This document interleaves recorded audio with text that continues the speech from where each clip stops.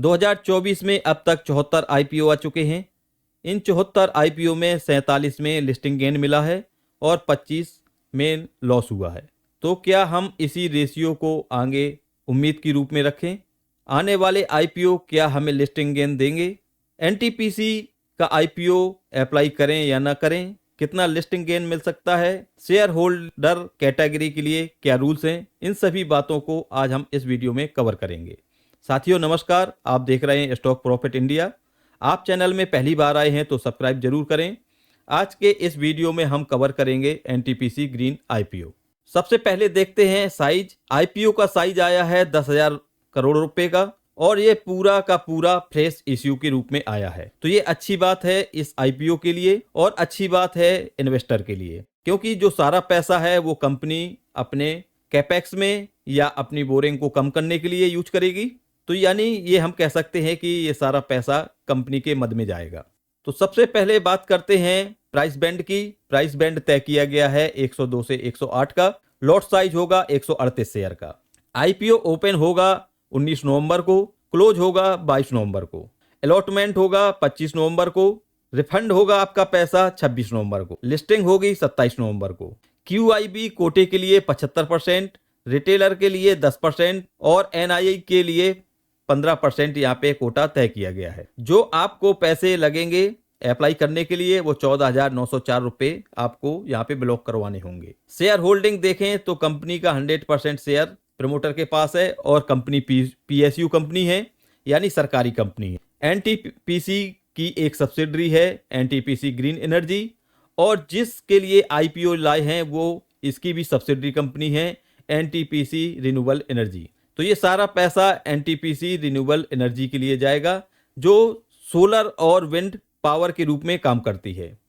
तो इन्होंने यहाँ पे अपनी डिटेल दी हुई है कि अगस्त 2024 में कंपनी ऑपरेशनल कैपेसिटी 3071 मेगावाट की है सोलर प्रोजेक्ट से और 100 मेगावाट की है विंड प्रोजेक्ट से। कंपनी की फाइनेंशियल शीट पे नजर डालें तो 2024 में कंपनी के पास एसेट 27,206 करोड़ के थे और इस क्वार्टर का डेटा भी आपके सामने है, सितंबर क्वार्टर का। तो यहाँ पे 32,408 का है। तो एसेट में यहाँ पे बढ़ोतरी है और वो बढ़ोतरी इसलिए है कि आप नीचे देख सकते हैं कि बोरिंग यहाँ पे बढ़ी है, यानी कर्ज कंपनी के पास जहाँ पे 12,796 करोड़ का था वो बढ़ के 17,057 करोड़ का हो गया है। तो 5,000 करोड़ की बढ़ोतरी बोरिंग में हुई है, तो वो एसेट के रूप में कवर हुए हैं। रेवेन्यू की बात करें तो 2037 यानी 237 करोड़ का रेवेन्यू 2024 में जनरेट किया है। कंपनी अभी 2 साल पहले ही स्टार्ट हुई है, तो यहाँ पे हम ये कह सकते हैं कि ज़्यादा पुरानी कंपनी नहीं है। 2 साल पहले ही कंपनी ने काम करना स्टार्ट किया है। इस क्वार्टर की बात करें तो 1132 करोड़ का रेवेन्यू जनरेट किया है। तो रेवेन्यू के मामले में यहाँ पे अच्छी ग्रोथ दिखाई दे रही है। प्रॉफिट की बात करें तो 2023 में 171 करोड़ कंपनी का प्रॉफिट था। आपको यहाँ पे थोड़ा सा असमंजस होगा कि 170 करोड़ के रेवेन्यू में 171 करोड़ का प्रॉफिट कैसे हो सकता है। तो यहाँ पे कुछ अदर इनकम होती है कंपनी की, वो इसमें इंक्लूड है। इसकी वजह से यहाँ पे 171 करोड़ का प्रॉफिट शो किया गया है।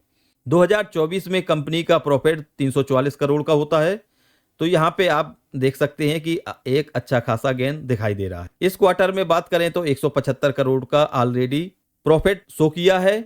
तो हम ये कह सकते हैं कि यदि ये 2 क्वार्टर को एवरेज मान लिया जाए तो 350 करोड़ का अभी तक प्रॉफिट कंपनी कर चुकी है इन 2 क्वार्टर में। आने वाले 2 क्वार्टर में यदि इसी रेशियो को रखें तो लगभग 700 करोड़ के आसपास कंपनी का प्रॉफिट पहुंच सकता है। कंपनी के पास रिजर्व भी 596 करोड़ का है, लेकिन कंपनी के पास यहाँ कर्ज है और ये जो फेस इशू के रूप में आईपीओ लाए हैं तो ये पूरा पैसा इस बोरोइंग को कम करने के लिए यूज करेंगे। तो यहाँ पे आप देख सकते हैं कि डेप्ट ऑलरेडी कंपनी का हमने बताया हुआ है। आरओई की बात करें तो 7.39 की है। चलिए ये ठीक है क्योंकि कंपनी ज्यादा पुरानी नहीं है। तो यहाँ पे बुक वैल्यू के हिसाब से लगभग 10 गुना हाई पे कंपनी का प्राइस तय किया गया है। तो ये यहाँ पे थोड़ा सा निराशा दिखाई देती है।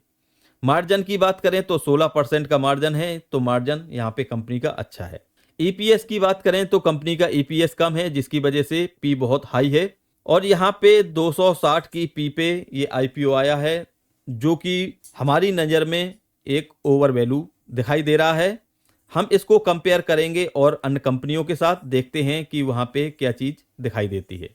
हम यदि इसकी वैल्यू को कंपेयर करने की कोशिश करते हैं तो आप देख सकते हैं कि यहाँ पे अडानी ग्रीन ये भी सोलर के सेगमेंट में काम करती है, तो इसकी पी 183 की चल रही है। यहीं पे टाटा पावर भी सोलर के साथ साथ और अन्य कई सेगमेंट के साथ यहाँ पे एनर्जी सेक्टर में काम करती है, जैसे कि डिस्ट्रीब्यूशन का काम, चार्जिंग स्टेशन का काम, थर्मल पावर का प्लांट हो या और भी कई एनर्जी से जुड़े हुए ऐसे काम हैं जो कि टाटा पावर करती है।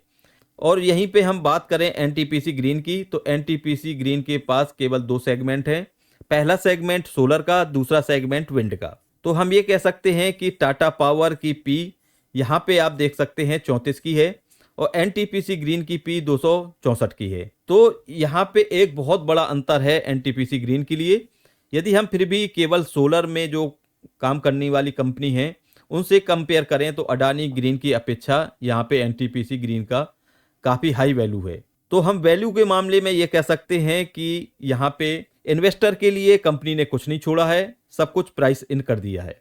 तो इससे हम ज़्यादा उम्मीद पालें जो कि हमें वारी में मिली थी, तो वो उम्मीद यहाँ पे आपको जरूर निराश करेगी। लेकिन हाँ, एक बात फिर कहेंगे कि इस सेक्टर में डिमांड बनी हुई है, जिस डिमांड का फायदा इस कंपनी को मिलेगा और यहाँ पे लगभग 20% का आसपास लिस्टिंग गेन मिलने की उम्मीद है। वो तय करेगा लास्ट दिन जीएमपी क्या रहता है, जीएमपी में कितनी डिमांड मिलती है और कितना जीएमपी होता है। साथ में आपको और चीज़ भी क्लियर कर दें कि इस क्षेत्र में और भी जो कंपनी है जैसे इनॉक्स विंड, इसकी भी 224 की पी है, तो उसकी पी से भी ये हाई पी पे आईपीओ लाया गया है। तो यानी हम कहीं से भी कंपेयर करें तो यहाँ पे हमें कोई डिस्काउंट या कोई वैल्यू नज़र नहीं आ रही है। इस समय मार्केट के सेंटीमेंट को ध्यान रखना भी जरूरी है।